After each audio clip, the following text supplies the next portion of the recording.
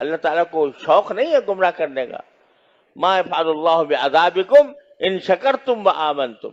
اللہ تعالیٰ خود کہتا ہے تمہیں عذاب دے کے میں کیا کروں گا اگر تم شکر گزار بنو اور ایمان کے تقاضوں پر عمل کرو.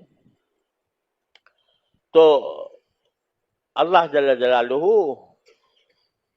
نہیں چاہتے کہ تم گمراہی کے گڑھوں میں جا کے گرو، لیکن جب تم خود وہ راستہ اختیار کر لیتے ہو گناہوں کا، معصیتوں کا، اور اللہ کا خوف تمہارے دل سے مٹا دیتے ہو، یہ احساس مٹا دیتے ہو کہ میرا اللہ مجھے ہر وقت دیکھ رہا ہے، تو اس کا نتیجہ یہ ہوتا ہے کہ تم خود گمراہی کے گڑھوں میں جا کے گر جاتے ہو، اور گر جاتے ہو تو تمہاری عقل خراب ہو جاتی ہے.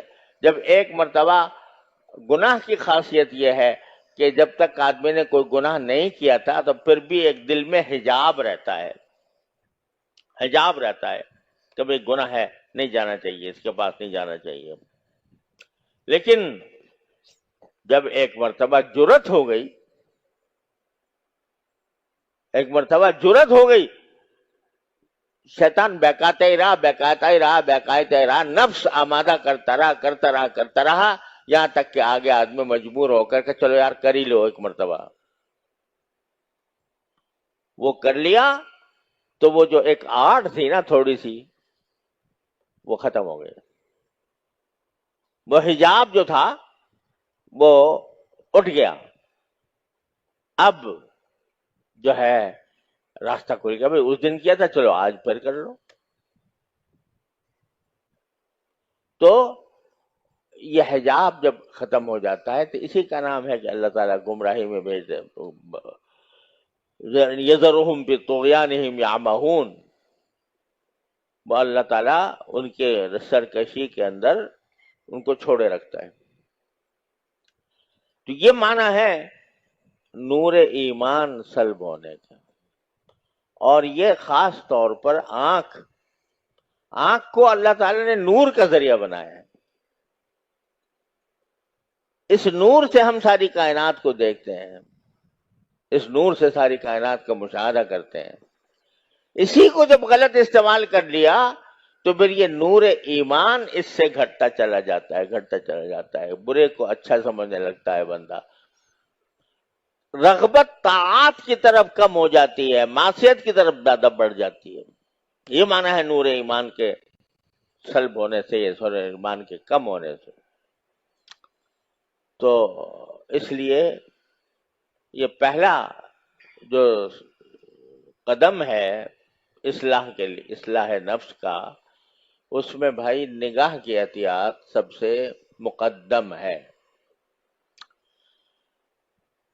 اور مجھے پتا ہے کہ آج کے دور میں نگاہ کی مکمل حفاظت ایک مجاہدہ ہے بہت بڑا.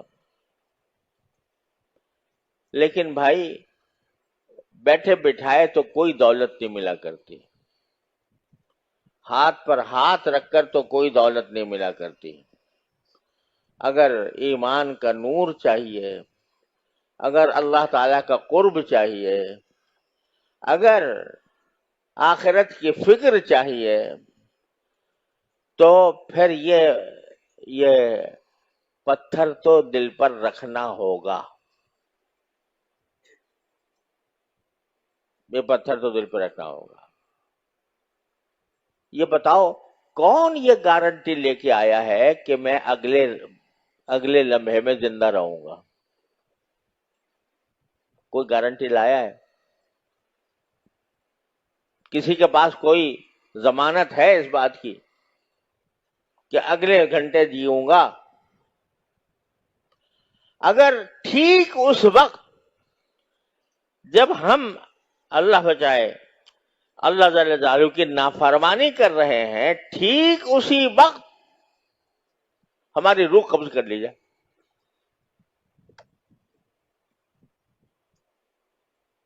خاتمہ کیسا ہوا؟ خاتمہ بالخیر مانگتے ہو کہ نہیں؟ یا اللہ ایمان پر خاتمہ فرمائی. لیکن کیا ہے گارنٹی کیا گارنٹی ہے اس بات کی کہ جس وقت گناہ کر رہے ہو اس وقت میں تمہاری روح قبض نہیں کی جائے گی؟ اس وقت میں بلا لیا اللہ تعالیٰ نے تو رنگے ہاتھوں چلے گئے. کیا حال ہوگا؟ رنگے ہاتھوں چلے گئے. تو کم از کم یہ دھیان تو پیدا کر لو کہ اگر اسی وقت میں مجھے اٹھا لیا گیا.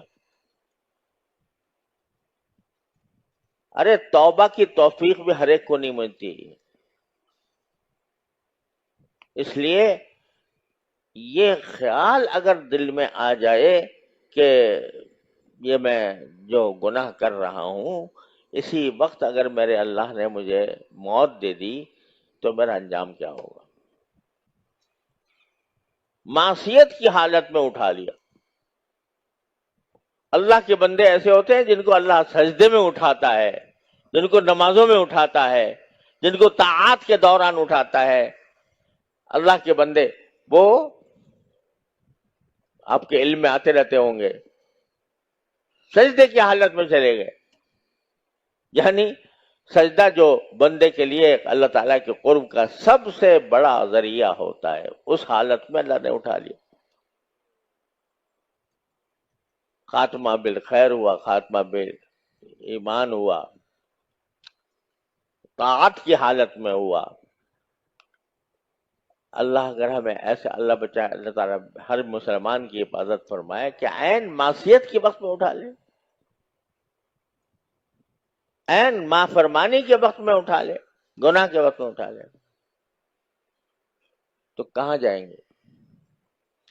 لہذا ان باتوں کو تو سوچ کر اپنے دل پر پتھر رکھنے ہوں گے. پتھر رکھے بغیر نجات نہیں.